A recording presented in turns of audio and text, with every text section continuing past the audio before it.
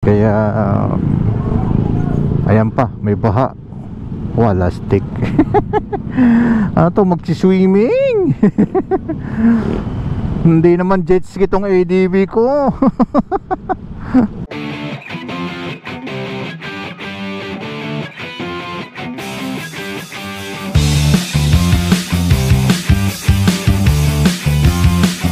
Hello, good morning, good morning. So, good morning pa kasi 11:25 pa ng umaga.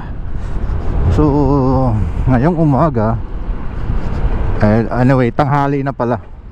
Hindi na pala umaga to, tanghali na pala. So, ngayong tanghali tayo ay pupunta ng Calamba.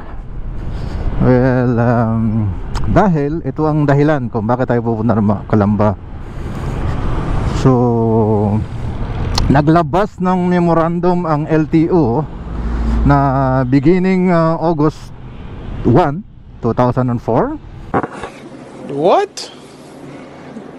Bro, what are you talking about, man?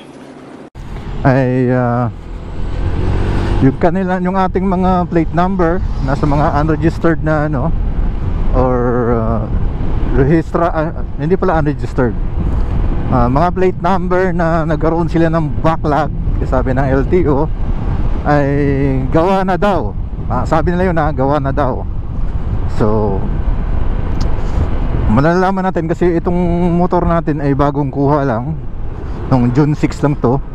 So malalaman natin kung totoo talagang gawa na yung mga plaka, kasi meron nang naka-indicate na plate number sa ating motor. Kaya lang wala pa yung actual plate.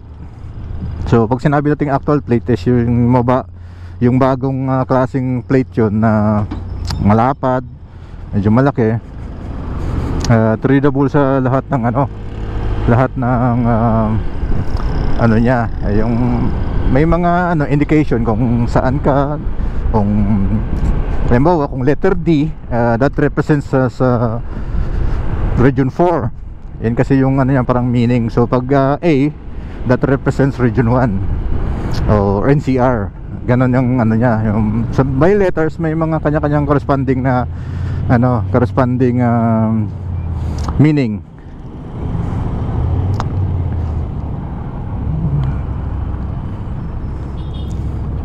May mga tumatawid sa pedestrian lane, dire-diretso pa rin sila. Yan yung mga literal na na tawag na to. Kumuha naman ng exam sa LTO, so baka mamaya ay hindi yan kumuha dun sa LTO. So pinalakad kasi may mga pictures pa rin. At online na nag-exam, pero hindi naman talaga sila nag-exam kasi, or secondly, nag-exam ka pero hindi mo nilagay sa yung puso at isip na tama ba o mali yung ginagawa mo. Anyway, so much for that. Kasi nandito tayo sa Pilipinas. Alam mo naman sa Pilipinas, medyo makatilong ko So alam mo naman sa Pilipinas, ganun talaga ang buhay sa Pilipinas. Medyo di ba? Alam mo yung it's a freedom country. Sabi nga nila, sa sobrang freedom, so ganun na nangyari. Anyway, with that being said, so forward na tayo para move on tayo sa mga bagay-bagay na hindi dapat natin isasama. Magiging tayo sa mga bagay-bagay.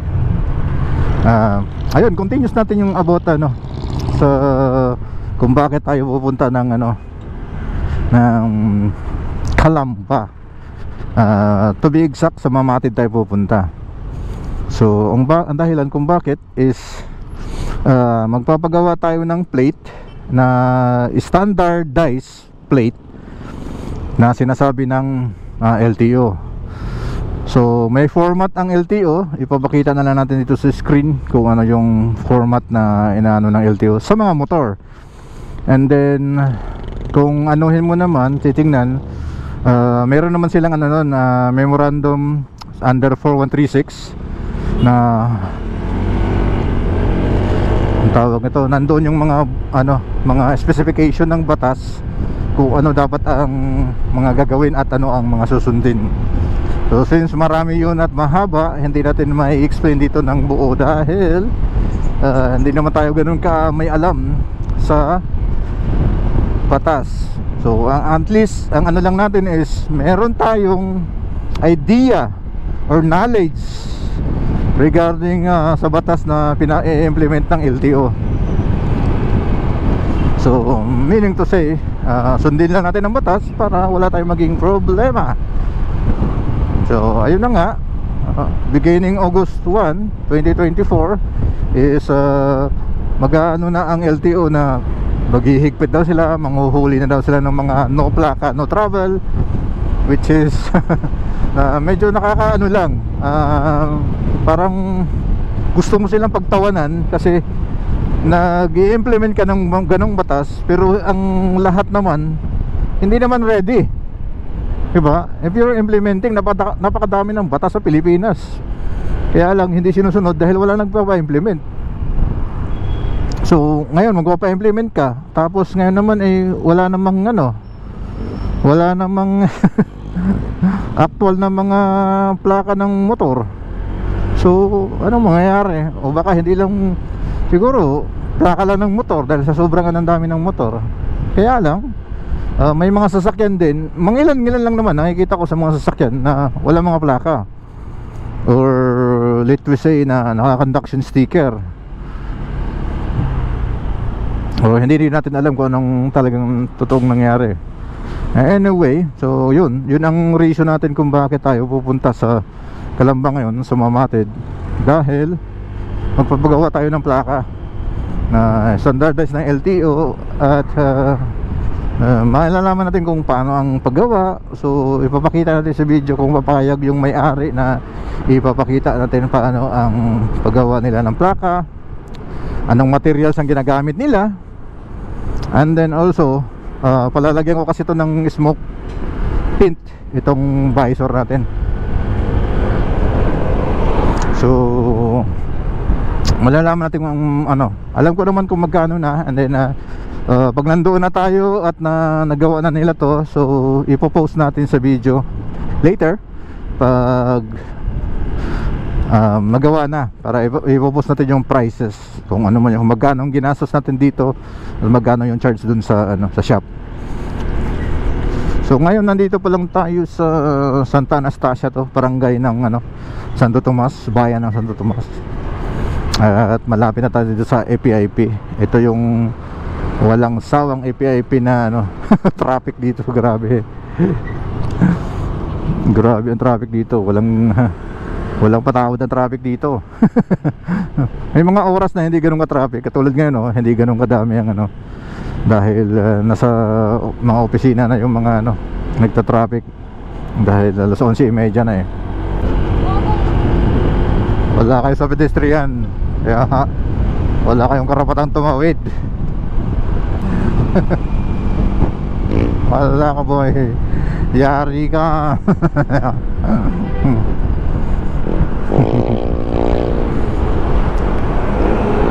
Bigla na lang mag-signal light. Dito na tayo sa SM Calamba. May tawag sila dati dito crossing ba to o ano? Siguro kaya tinawag na crossing to kasi ang daming crossing. Kaya mamatid pa tayo, kaya doon pa sa may checkpoint ba yung sabi nila doon sa grabe yung traffic dito. Diba? Yung pawis ko nasa mga mata na. Yung 3 bars ko kanina pa to sa bahay. Ano pa ngayon? So, grabe yung traffic talaga dito sa ano ba tawag nito? Parian? Parian at tatawag nila dito sa lugar na to. Hindi ko masyadong kabisado yung Parian tsaka Halang. Hindi ko masyadong kabisado. So ito yung OWA kung saan tayo kumuha ng yan, assistance, OFW assistance.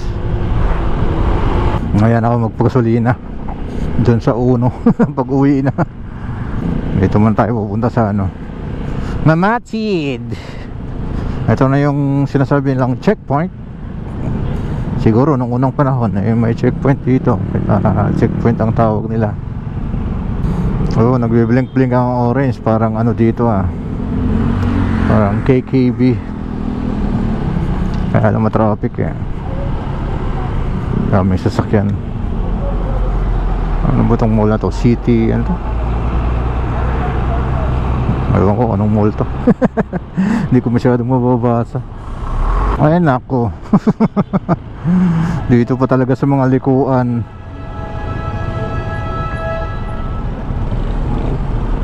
Tatay, madidisgrasya ka rito. Diyan ka paliliko sa maliko. Visit. O diba, panalo yung mga ano rito. Ay, Kadyo! Shout out, Kadyo! Oh, malapit na tayo sa Mamatid. Kasi Cristobal, San Cristobal na ba to? Yung lugar na to. Parang gano'n. Ay, unahan dyan Banlik. Tapos Mamatid na yung kakanan ka sa may Jollibee. So dito na ako mag-ways kung nasaan yung shop ni Mr. and Mrs. Prince. So yun yung pupuntahan nating shop ngayon dito.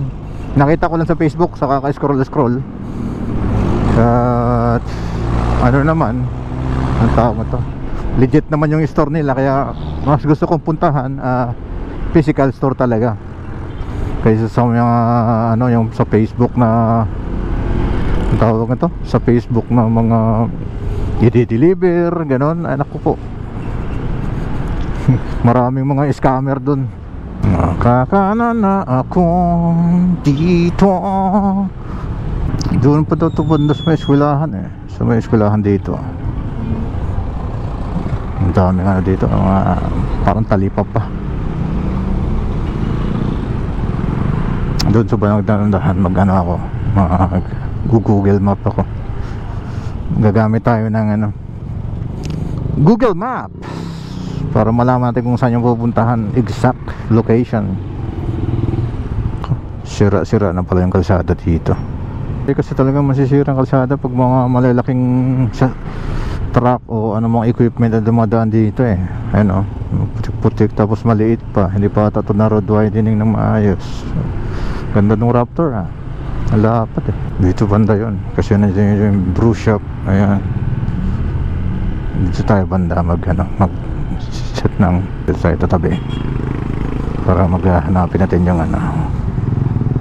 may mga bike park. Tapos ano to, Grand Shopping Center. Baka nandito sa may Grand Shopping Center ito. Ang traffic niya dito gusto ko yung yung tawag ito, daming mga truck. Ayun mga dump truck. Ito yung release. Di wow. Okay. Bahing Aplaya, Baklaran Gulod. Medyo hindi lang pala medyo, talaga matraffic pala talaga dito. Gawa kasi ng ang lalaki ng truck na dumadaan, tapos volume, tapos ang liit nung kalsada pa, may baha, wala stick. Ano to, magsiswimming. Hindi naman jet ski tong ADV ko. My God, heaven on earth. Diba? Parang jet ski. Adventure bike to. So what can you say? Wow, nagkakainan sila rito. Nalo My God, kakalinis ko lang nito kahapon. Tapos ito wala lang, 1 minute ba? Malapit na. Saan dito yun? Tapos kaliwa, kanan. Malapit na. Somewhere out there. Sana makita ko. Malapit na. Where are you now? Dito banda.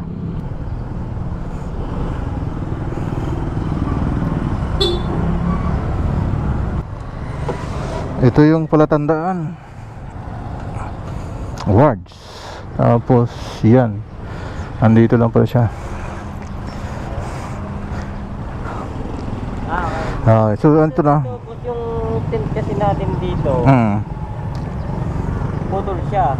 Kasi 12 inches lang po yung pinakalapad po na yun. Ah, hindi siya buo. Opo. May cutting siya dito eh. Kasi ito, lampas siya ng trend. May cutting yung mga. Hindi siya buong ano, buo na cover lahat. Pero ang nakakover naman po siya lahat. Kaso, duktong po. Ha? Duktong. Kaya nga may dugtong. Kadalasan ang pinapalagay nila pag ayaw nila ng duktong, carbon. May carbon po kayo. Mat na carbon po, mat. Ah, pwede po matingnan. So ayan na yung ating ano, bakal siya. Lang printed lang to. Ito, yan, mababalutan natin siya ng gold. Hindi pala siya ano, talagang may takip. Cover siya. Yun lang. Ang ano ko nga sana yung parang ano lang ng ano ng sasakyan. Oo. Alright, so yun. Kaya sabi ko, akala ko matatakpan na eh. Hindi pala ano, sakop. Maliit. Opo, may yung pang 12 inches na po yung tent namin. Ayun, so ito yung ano nila, located yung store dito. Meron po, Oo nga, ano, maliit. Hindi siya sakop. Ito putol. opo, kasi dito Ito, cover to hanggang dito. Oo, kaya lang, pagdating dito, putol. Putol yung gilid. Iba ba ginagamit na tint para dito? Iba yung tint na ginagamit dito kaysa sa sasakyan? magkaiba po. Magkaiba, di ba? Kasi yun, tinutunaw din ata, iniinit. Opo, ini. Kaya ayaw nilang lagyan kasi daw baka malusaw. Opo, kaya Mainit daw yun eh. Wait na tayo. Wala. Dito pala siya banda located. 50. Thank you. Ano pangalan niya, sir? Jason po. Jason. Si Jason ng Mr. and Mrs. Prince. Napanood ko din lang to sa ano sa Facebook eh. Saka ganun-ganun ko eh. Pagka minutes na po kayo. Meron din kayong brand sa may ano, di ba? Pansol? Wala na, sarado na po. Ah, sarado na yun? Oo. Gawa nung Yun yung una ko nakita eh. wala po sa tao doon. Nakabili mo na yung Siya, sige po. online transaction po. Dami kasing scammer sa online eh. Kaya mas gusto ko yung pinupuntahan ng ganito. Ayan, Mr. and Mrs. Prince, Mamatid, Kabuyaw. Dito ang landmark, itong laundry. Yung words, yan. Nandito sa bandang kanan pagpapunta dito sa loob. Alrighty. Tayo ay dadaan. Ha? Ay, sige po. Ay, ito, may sticker ako dito, sir. Oh. Yan, meron pa ding isa. Oh, dalawa yan.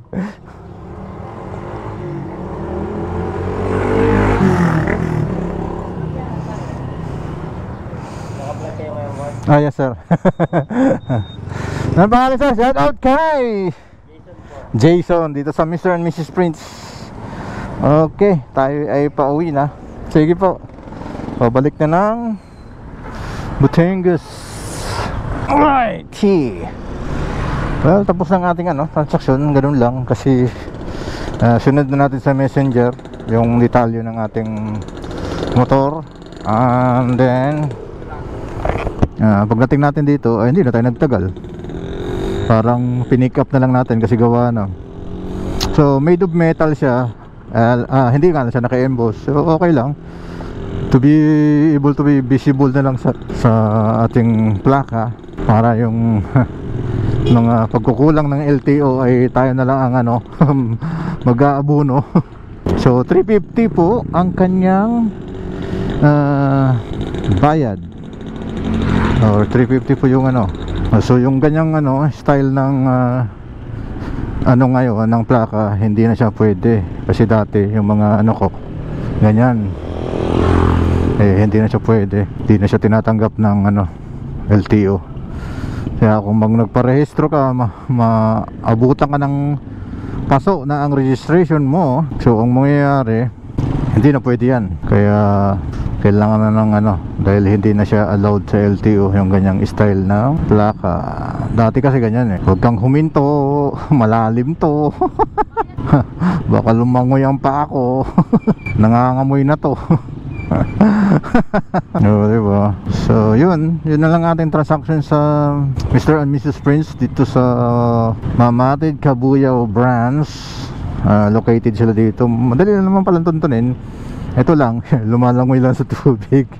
May lugar dito. May open ata nga dito eh. Yan o, yung kanal na alam mo may saan galing yung tubig na yan. So yun, wala na ba akong battery? Meron pa pala. So wala na uubos ang battery nito. Kaya lang ano talaga, madaling mag-init. Dahil naka media mode lang tayo, hindi nakaulan si case. Dahil nung dati nakaulan si case tayo at itong gamit nating helmet ay Alpha 70. So natanggal nung ginamit natin yung ito, nung nag-ride kami ni BJ. So natanggal yung chin mount pagkadikit, kaya matagal ko siyang nagamit. Ginawa ko uli ay idinikit ko, but this time dinoble ko na ng 3M. Natanggal kasi yung ano niya pagkadikit eh. Ayun, medyo matibay-tibay, sana ay magtagal-tagal. Hindi naman nasira yung chin mount mismo, pero yung pagkadikit lang. Siguro dahil mabigat at hindi ganun ka laki yung kinakapitan niya, baka yun ang reason. Anyway, nagawa natin ng paraan at ito nagagamit na natin uli. So after natin dito, baka dadaan ako ng tingin tayo, dahil yung gloves ko tinan mo butas na yan.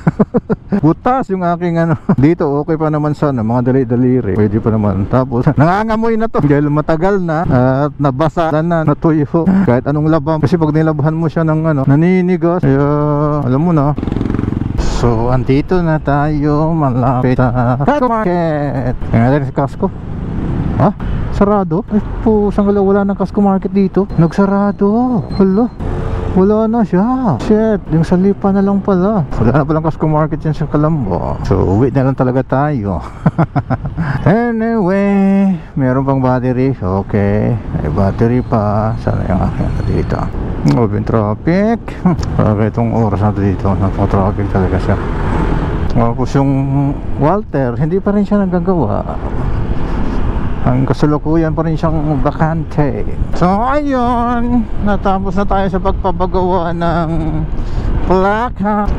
Mabilis lang naman kasi pagdating natin parang pinick up lang natin yung yung plaka na gawa na. Pero mga traffic dito, wala, mabagal tong tricycle eh. So hindi ko alam kung nagpipintura kalsada. Ayun, dito na natin tatapusin ng ating video sa vlog natin ngayong araw din. Itong araw na to about sa paggawa ng plaka. Kaya magpapasalamat tayo sa ating mga followers and subscribers na wala sawang sumusuporta at nanonood sa ating mga videos at ang ating mga content.